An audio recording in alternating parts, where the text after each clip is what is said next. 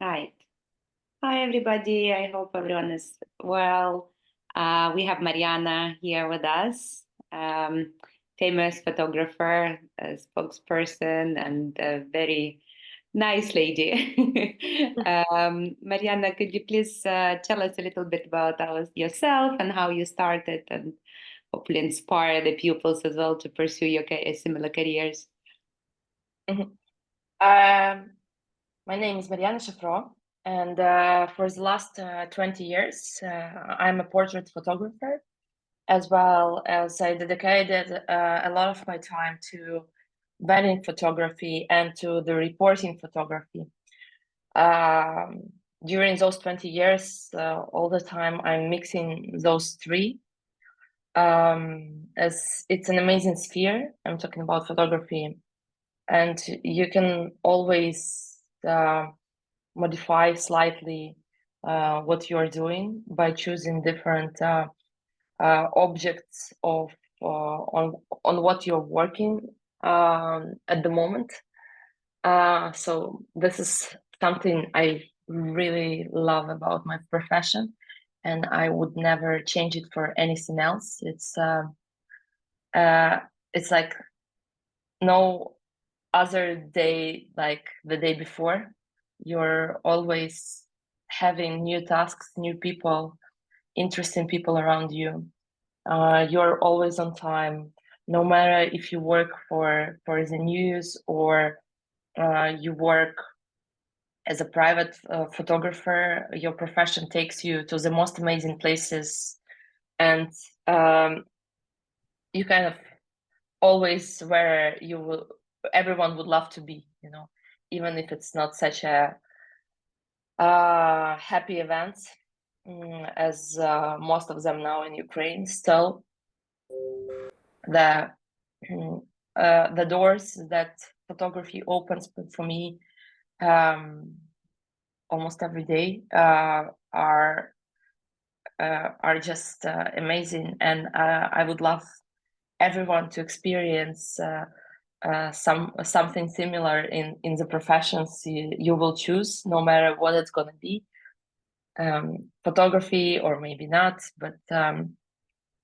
just this synergy and love you have during the process of what you call work, but in the reality it's your love. I'm blessed with that, I would say. So my journey started 20 years ago. I was 17. We went with my dad to play billiard, and there was one picture on the wall, and he told me, "Do you actually know what makes great picture great?" I was like, "Explain, please." And he showed me this picture on the wall. It was the American Girl in Italy by Russ Orkin. It's a famous image of the woman who walks through Italian streets while fiesta. And he told me, look at this image. It's just a still. So basically, it's one of 26 images which would create a second in the video. But through this little image, you can tell the entire story about this woman who probably didn't know what fiesta is, and she went out, and all those guys around are kind of cheering her up and um, really excited to see a beautiful woman on the street, because all the Italian women are usually sitting at home at this time, and she was alone on the street, so it brought a lot of attention to the local guys who had this 1 hour of break from their work. And he was telling me more and more, and I really feel like this was the moment when I fell in love with photography for real. because I was doing pictures before and after, but this was like a key point for me, where I felt that I want to be this guy who catches this woman on the Italian street or Ukrainian street, and create an image where you can tell a story while looking just at one still picture. So later on, I just started taking pictures of everything I found fascinating. And when you start photography, usually everything fascinates you. You basically love cats, and you love flowers, and you do strange compositions from the books, and you ask your friends to act in a strange way. And if sometimes you look at those pictures later on, like I do now, because I keep all my archives, I really feel like calling my friends and saying thank you so much for taking part in those crazy ideas, because I had lots of them, and I need objects who Que would derrete contribute. ia ser útil?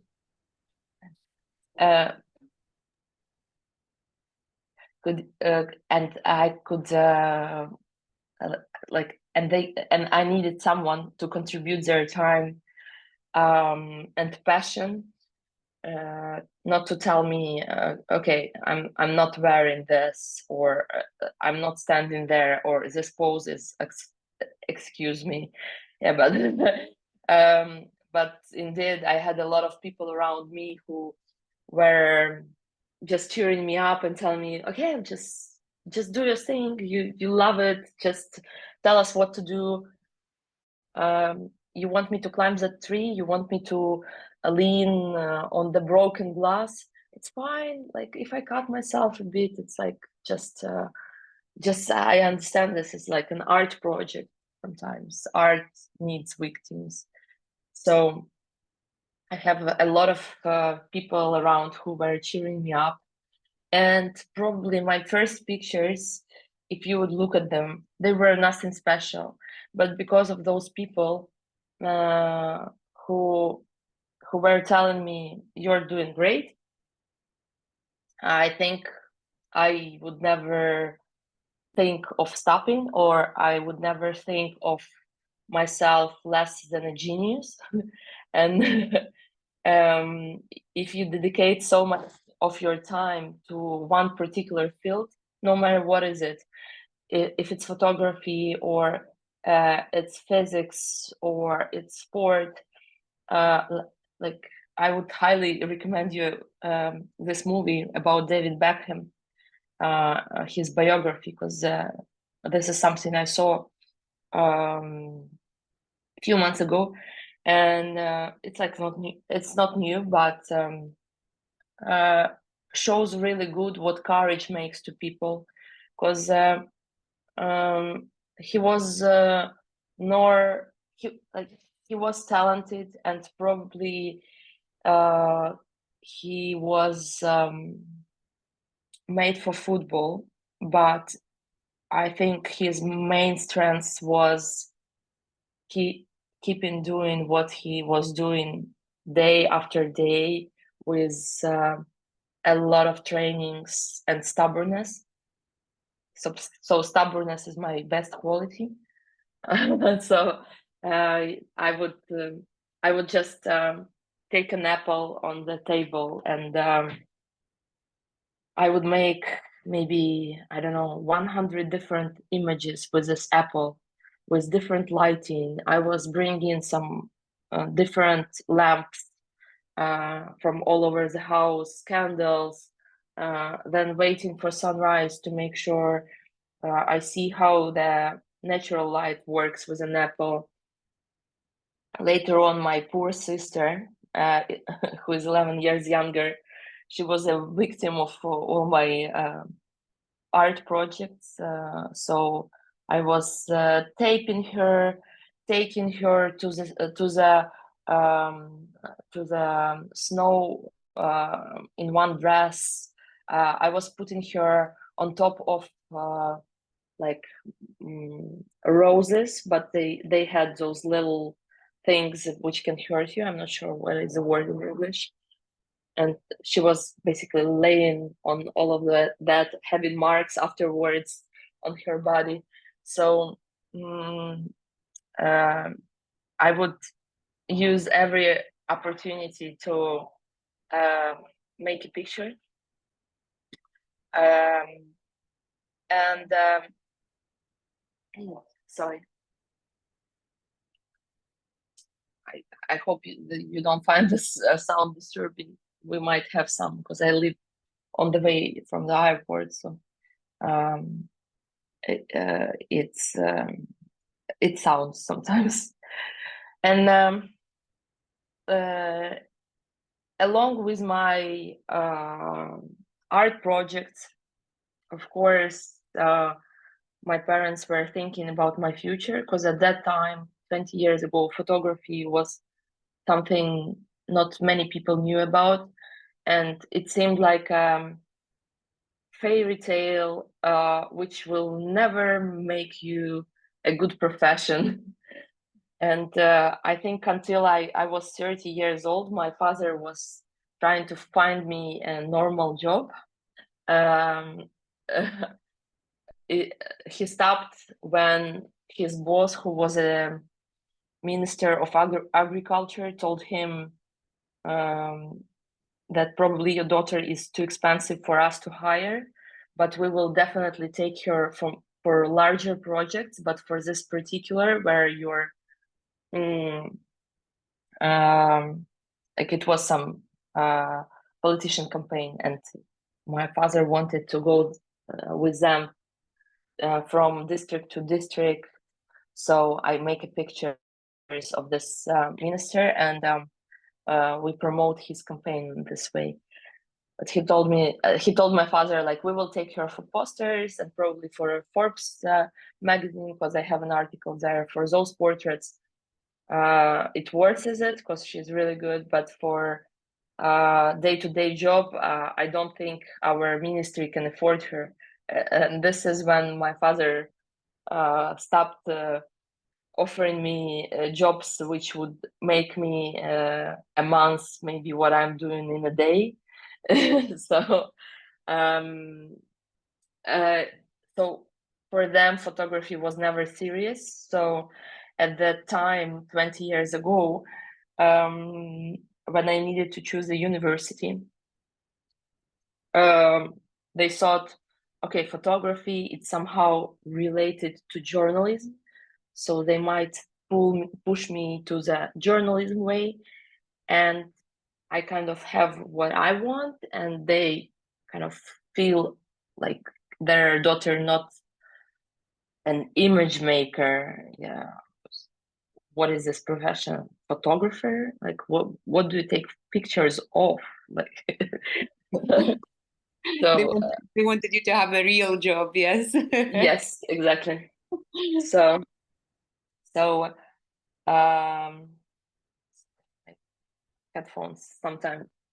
Do you hear me well like this? Yeah. Okay.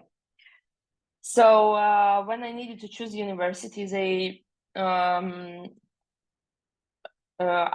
really like trusted my parents a lot on this, even though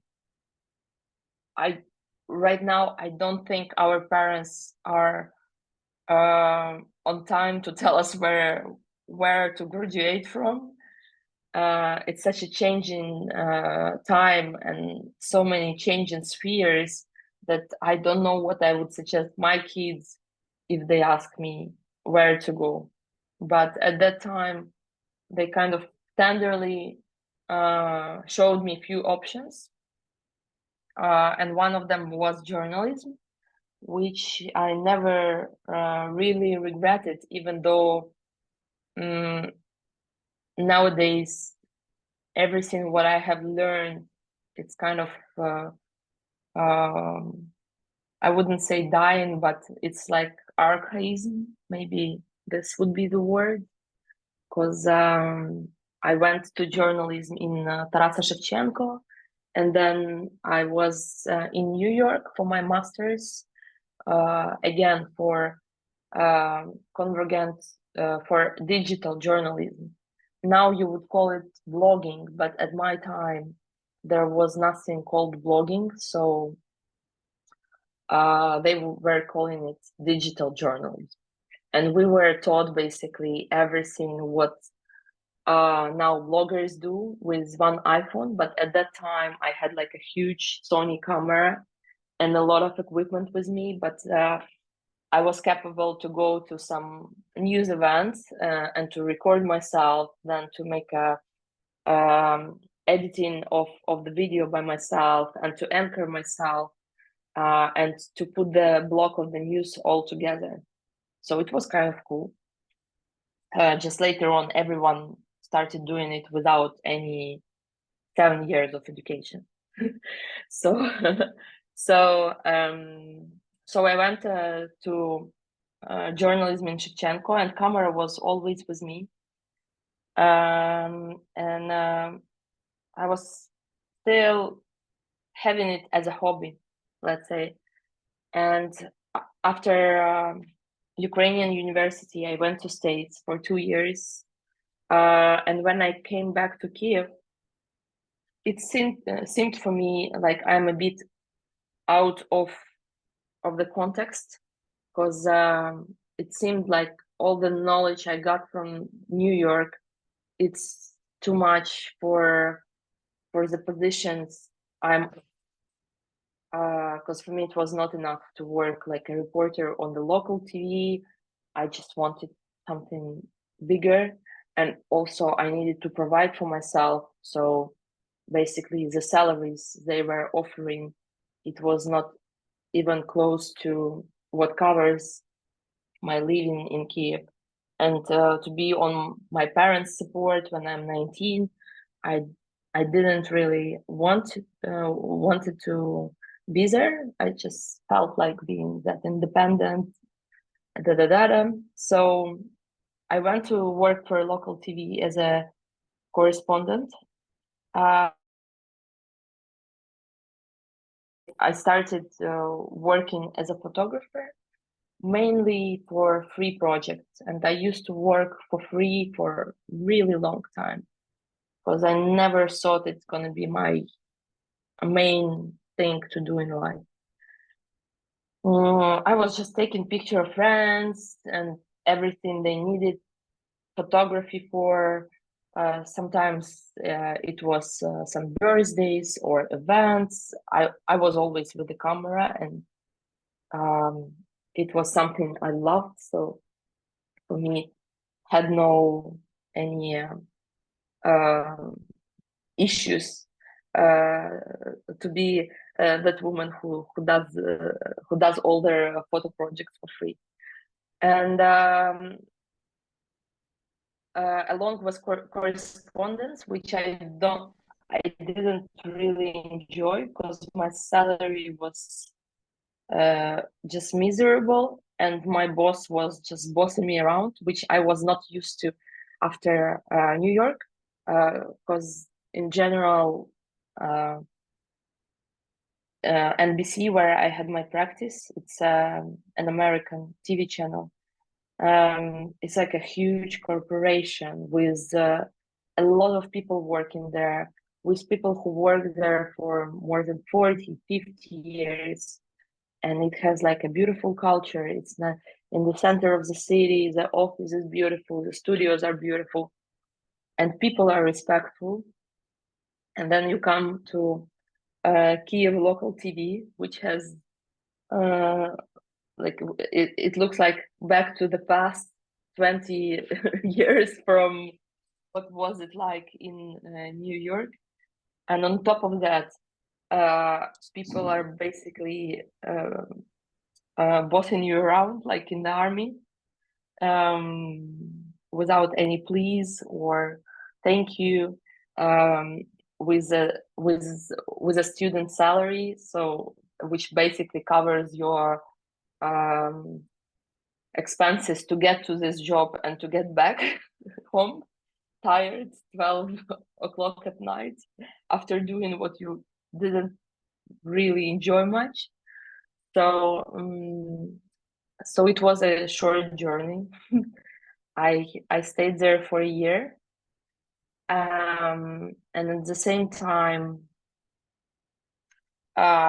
since I was always with camera, a friend of mine was opening a model agency in the center of the city, and they were renting this beautiful office, which had one room, which was unnecessarily for them, and it was kind of weird room because it had no windows, but you still need to pay for this. And they were discussing it during the lunch, like why would they get this rent if there is this still this room you need to pay for, and it's quite large, like 40 square meters. And I was like, you should make a studio there. It's gonna be so nice to have like a small studio where you can do tests for all your models, where you can do photo shoots, because this is something to the business you are actually running. And they're like, yeah, great. It's actually a nice idea, but someone should run it. I was like, yeah, I can do it with pleasure. So sorry, now it's another hurricane sounds sound. My kids are home. I'm hearing. So yeah, where was I? Yes, so they told me, if you want to run this little studio,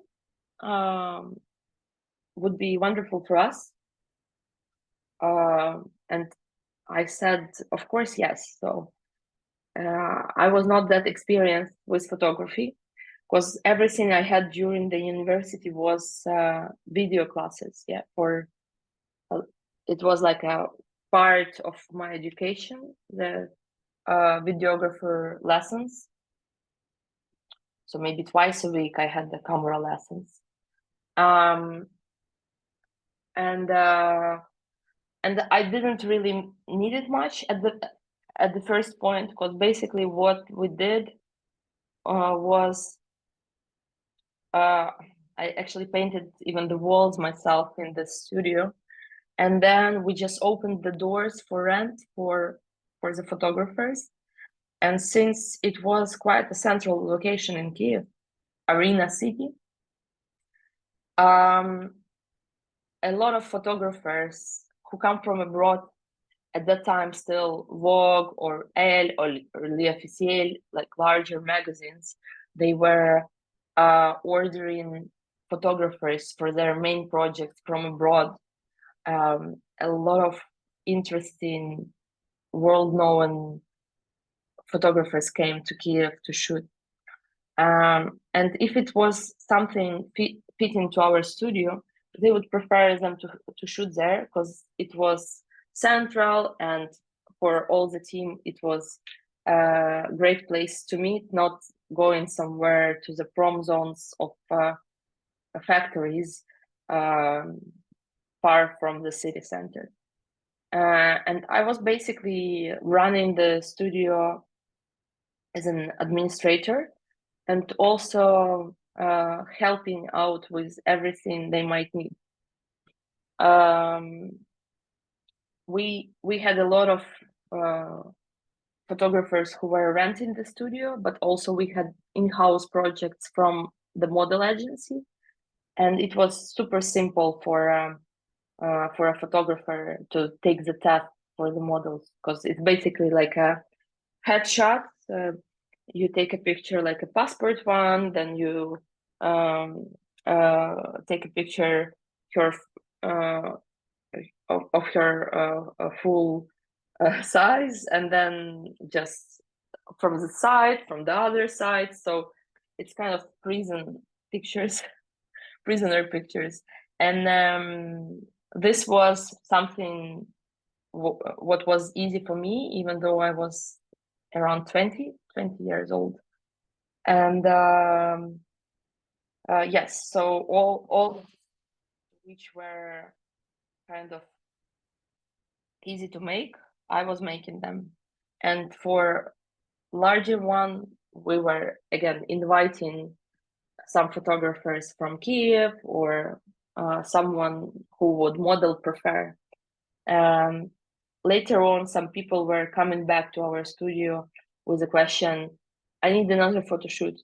And I was like, okay, but you need to call that photographer who made the photo shoot for you.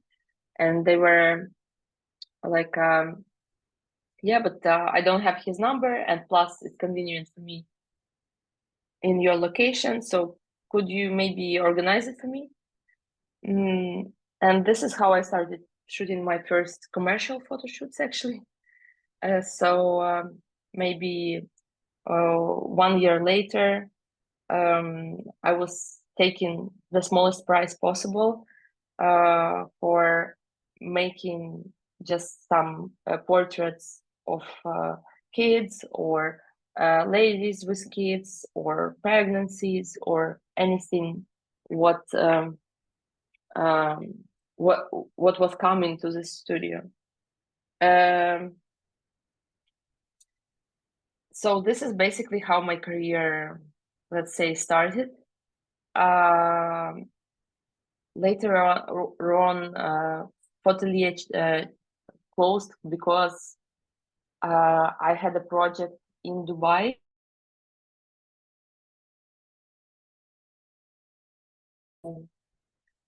Where they kind of bring people to my studio, and I see the metamorphosis what stylists made to them. So basically, we used to take some random people in the shopping mall, and the main TV host, the Lebanese lady, she was changing their appearance and look, and then she used to bring them to my studio. So we make like a portraits for them, showing the people how did those people change with the right styling. But at that time, I already had so many different, not related to the studio photo shoots, that it didn't really matter to me that much, because the model agency was closed before the studio. And for me, all this rent and staying on one place, it was kind of a bit boring, because till now I don't have my own studio, and I don't think, like, maybe I need some because I'm already almost 40. But the reality is shooting on the locations and shooting in the houses of my clients are the most interesting photo shoots I'm having, and it's never a studio.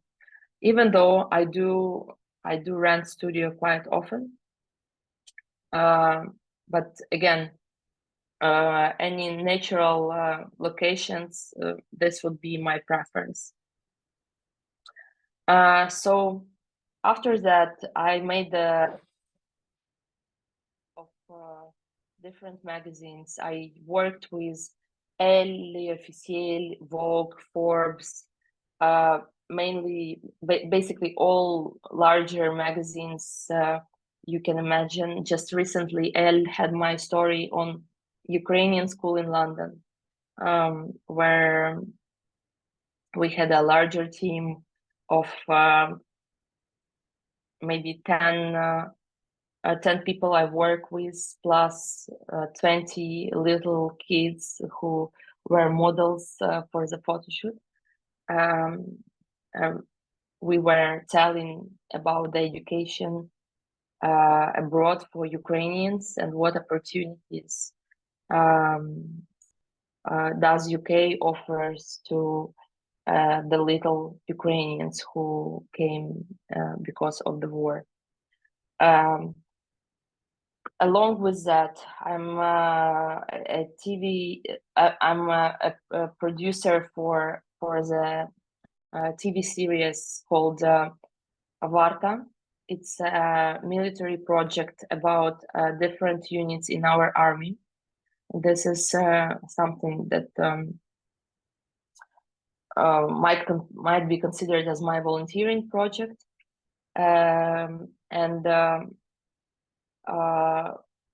Yeah, so I go to Ukraine quite often, and we shoot like short documentaries about different battalions, explaining who is serving in our army.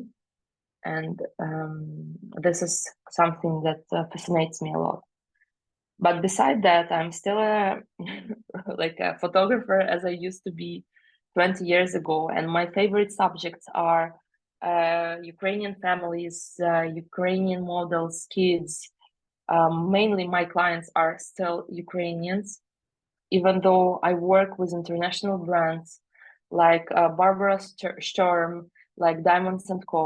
I shoot for them advertisements and commercial and all the still images they might need for their social media. Still, real people, not models, stay in my favorite list. That's why I concentrate now much more on portrait photography, because it took me maybe 10 years to understand what is there really fascinates me and excites me to shoot.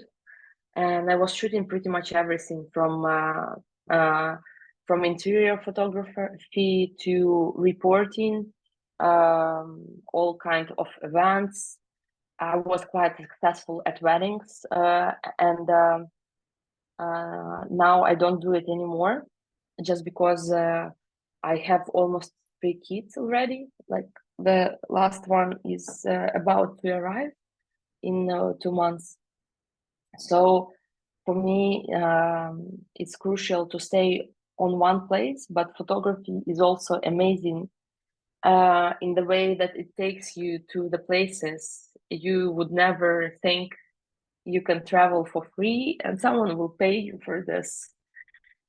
So this is where wedding photography took me, because I was a wedding photographer for more than 10 years, and during this time, I went to the most amazing locations.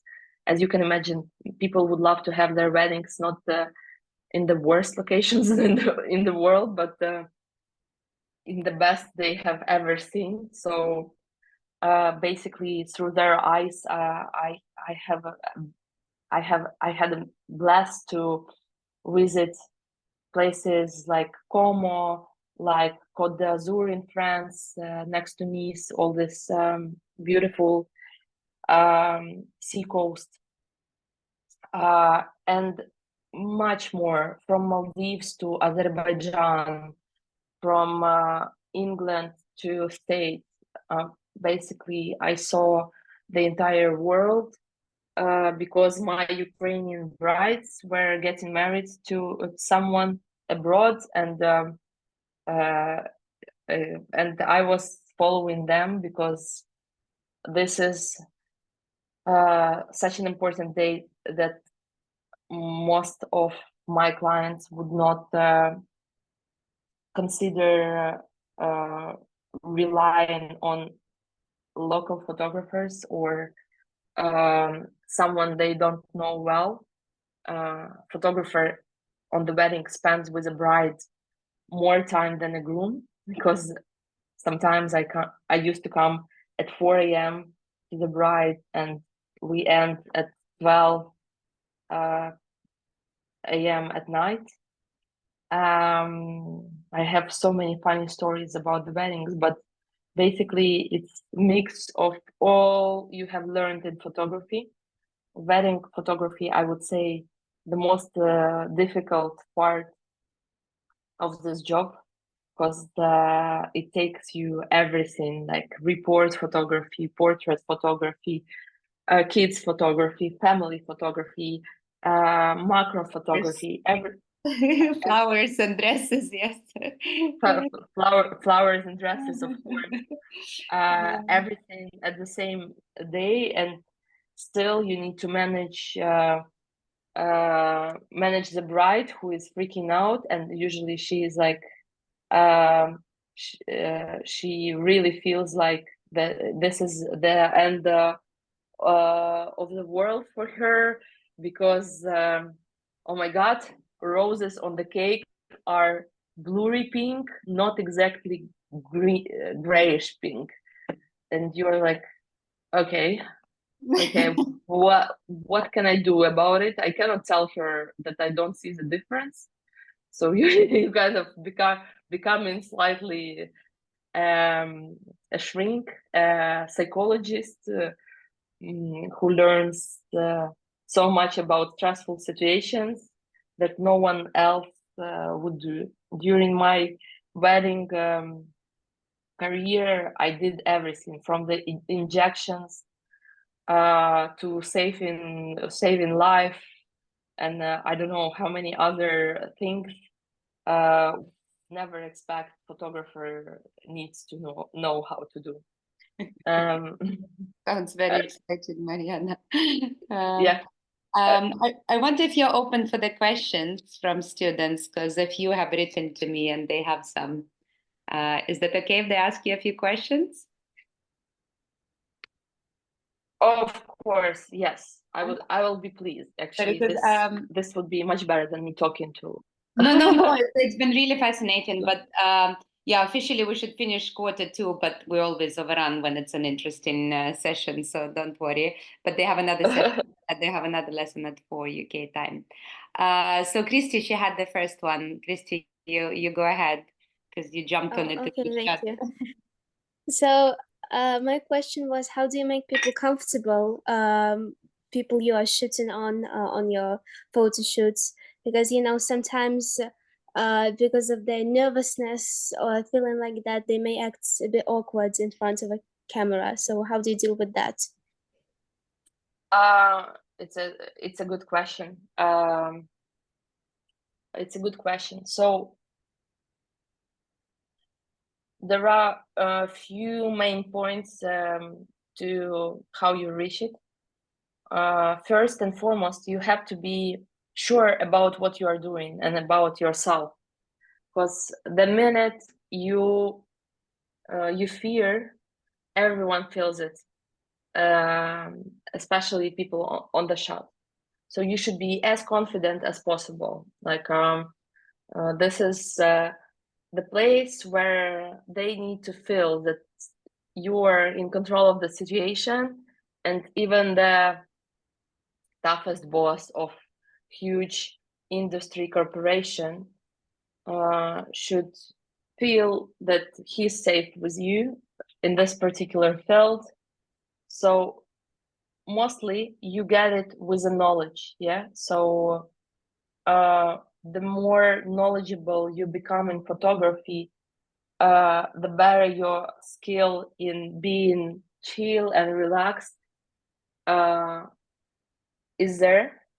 Also, you need to transmit your feelings really well to those people.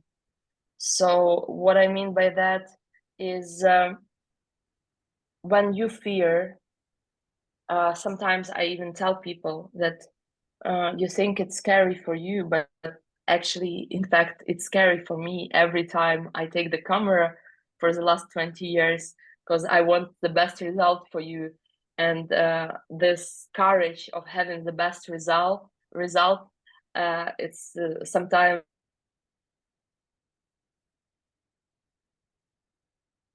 first time shooter.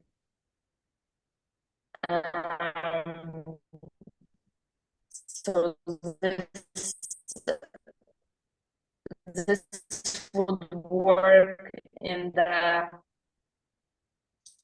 times where they are nervous because you're cool, that they will not. You can explain them in so many ways that you are super similar to them. Sometimes I'm like when I feel that the person is not comfortable, I act slightly foolish intentionally, just just to make sure that the person starts not smarter, but let's say a bit. Yeah, this would be another trick, but I have so many, to be honest. Mainly, it's like a little details, but yes. So your knowledge brings you to the comfort, your personal comfort, and then this personal comfort, it transfers to everyone on the field. When you're a beginner, this comfort might come from you to be being prepared well. Yeah. So when you know your subject, when you know your light, you know where you're gonna shoot, you know your location, you do location scouting. This is when you go to the location before the client comes, and you check the location, and maybe you try this location on someone else when you are just a beginner. So basically you take a friend and you make tests to make sure that when client comes, you are not doing like irregular moves, like let's shoot here, no, let's do this, it doesn't work, stand there. But if you kind of play with it before, you bring the client and you already know where was the best portraits made, and you kind of just follow the route which you already passed. This would help, but mainly relaxing people, it's working with yourself. And also sometimes you may always say to them something like relax, you don't have to prove me something. You're already in the best setting, on the best location. I have a great equipment, and I believe everything gonna work well. Just breathe. Yeah. Hello. Hello. Does it answer your question, Yeah, Christina? yeah. Yes, she's nodding. Okay, Timur is next.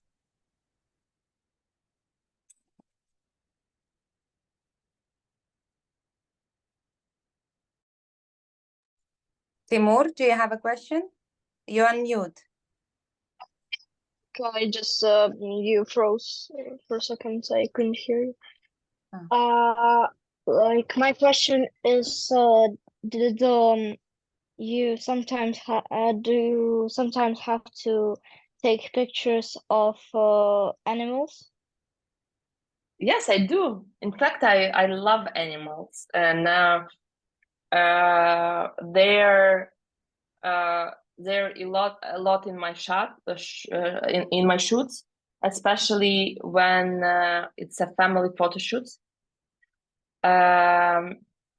I always love telling people to bring their pets with them, and because I don't think the family is fully transmitted on the picture if there is no pet, if you have it, yeah, because it's a part of the family. Even though it's kind of hard working with them on the set. What I mean by the set, it's when you bring your objects to the location, and usually I have their makeup artist, I have my assistant. But if I do have dogs, let's say, I usually take one of my students with me just to watch over the dog, because dog is always like a little kiddo on the setting, and sometimes it gives additional stress to the owners if they need to be in control for the pet. Also, I always ask to bring the favorite toy of the dog, which makes sound, and some treats. So that I play also as a trainee for for the little puppies, because someone needs to stand over my shoulder, playing with a toy to make sure that the attention of the dog is on my camera, and I'm holding treats in my hand to make sure he has this happy look to the camera, and you don't need to squeeze his neck, its neck, to make sure he looks into the shot. It works pretty well, and it also gives a lot of natural shots where it's like full of life, because pets, they're unpredictable, and sometimes they just run somewhere and the owner would follow the dog, and if you make this shot, it might be their favorite. I'm not the fan of all shots to be like family sitting properly, looking into the camera, eyes open, smiles on the face. So I love it mixed, and pets are helping a lot with that. And when I was starting the photography, also animals were my huge inspiration. So does it answer your question, Timur? Yeah, there's a thumb up. Thank you. Nikita just came back from a very interesting place. Nikita, do you want to tell Mariana quickly where you've been and what you've been learning? Yeah, sure. I have been for nearly 2 weeks in New York Times summer program in New York. That was wonderful experience. Wow, congratulations. And that's all part of school, Svetla School. So well done, Nikita, for winning the scholarship. Sorry, go ahead. Thank you very much. So my question, so it's not really a question, but so you have worked with the leaders in journalism like NBC and Forbes. And my question is how to become noticeable, how to become recognized from this huge leaders, because at the beginning maybe you are a nice professional, but no one knows about you. Are you talking about photography right now? Yes. Yes. Mm-hmm. Where are you at the moment? Italy. Italy. Okay, because if you're in Ukraine, this would be easier. I mean, like, we have a huge world-known, unfortunately for us, event. So, like, for Ukrainians who are here with us, do we have kids from Ukraine? Yeah, like not from Ukraine, but who are staying in Ukraine at the moment, right? Yeah. Majority in Ukraine. Yeah, so for you, it's like a really easy pass, much easier than for Nikita, because Nikita in the country where he's surrounded by amazing photographers, and it's a totally different path. You still have it, but I would love to underline that being in Ukraine at the moment and covering events of the war might take you to unbelievable progress in such a short time, because basically you live in an unusual and unfortunate situation, and I really wish I could have come more often to Ukraine to do my photo projects, but you have an amazing ability to cover the war events, and it's not only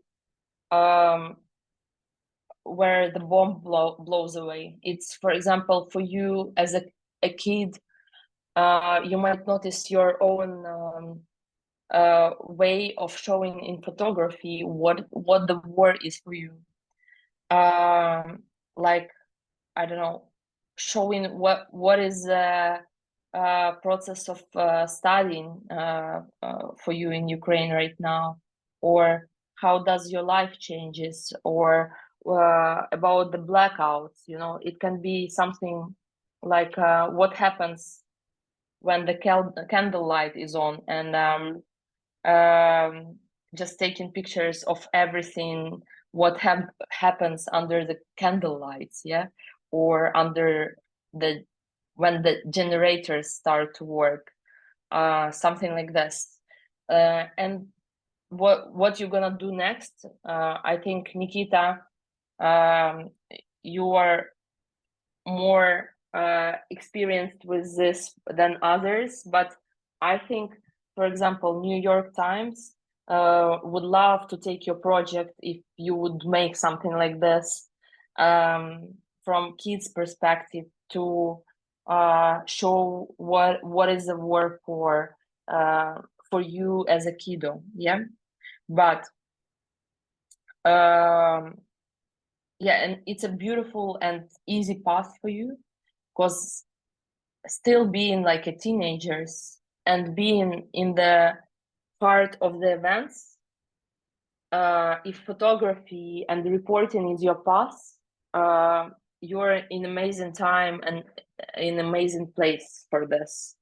Because I don't remember myself, like no bloggers or any stars I have ever covered took me to the magazines I work with now. And like just today, the press attaché of the Seoul called me, saying like, we are so thankful for those 2 images you provided for us for a new book. And I was like, oh my God, the press attaché of the entire the Seoul called me. I'm like, oh my God, this is like amazing. I would never dream about it if I would cover something else, yeah. And Nikita, for you would be the best to find someone you admire on the photography field in the place you live, and just I would like I would take some you admire, and I would write a really touchy letter on why would you want to assist him. And I would put in this cover letter something like that you can do backstage videos with the phone, or you can do just backstage pictures, and you are familiar with lighting, for example, so you know how to work with a reflector, or just think as this person, because I'm not sure who would it be in your case. Maybe it's a report photographer, or maybe it's a studio photographer, but depending on their needs, build your letters the way they would want you for free for the beginning, just to run after them and learn. If you show yourself well, as it happens with all my students, I pass them the project I cannot take. And I have really good cases when people from zero became like good photographers,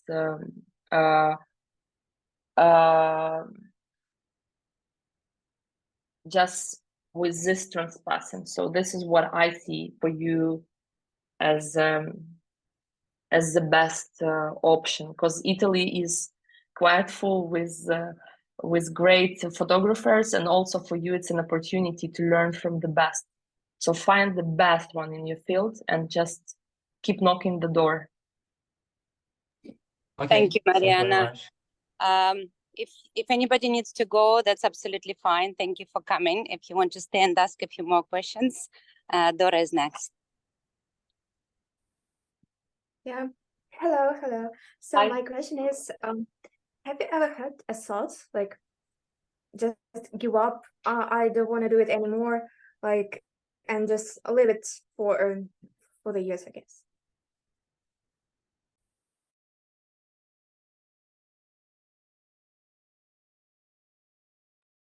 You're on mute, Mariana. Dora, the question was if I have ever had this thoughts, right? Yes. But I might surprise you, but I do have them every other day. I'm really critical about myself, and sometimes I am just killing myself after the photo shoot, telling myself that I could do better. I was not prepared right. My mood board could have been better. The team might be might be a better match to a client. And when this happens, I'm always like drained out, and I'm thinking like, okay, this is the last day of my work. But then you meet some client who is really like giving in terms of energy, because there are different types. Let's say why I don't like working with models, let's say, because it's another way of changing energies. It's not exactly this right flow, which should be when you are taking pictures, someone sends you this big message telling you how great you are, and this is the best pictures of their life, da da da da da da. So with models companies, budgets are bigger, so you are supposed to get your inspiration for next moves from mainly knowing how cool you are by yourself and from the budgets. But those private clients are the best, because they're like they're filling you with positive vibes for for the next generation. This is where I get my inspiration from when I feel like giving up. Does it answer your question, Dora? Yeah, thank you so much. Thank you, Mariana. And the last one is from Nastya. Yeah, hello. First of all, I would like to say my gratefulness that you're with us today and sharing with your experience. And first of all, like I'm really interested in photography because, like most of the time, I have an honor to work with startups, and I think that branding of the company that is the same as photography, like for photographers, yeah, because like you need to make the perfect scene so that that photo like share the emotions and the memories of the people. So my question to you, when capturing a moment through your lens, how do you ensure that you convey the emotions and depth of the scene to your audience, and how do you make sure that your photos are good enough, like for you, just for you? Thank you. So if I understood the question right, is how am I sure if my images are good enough, right? Yeah.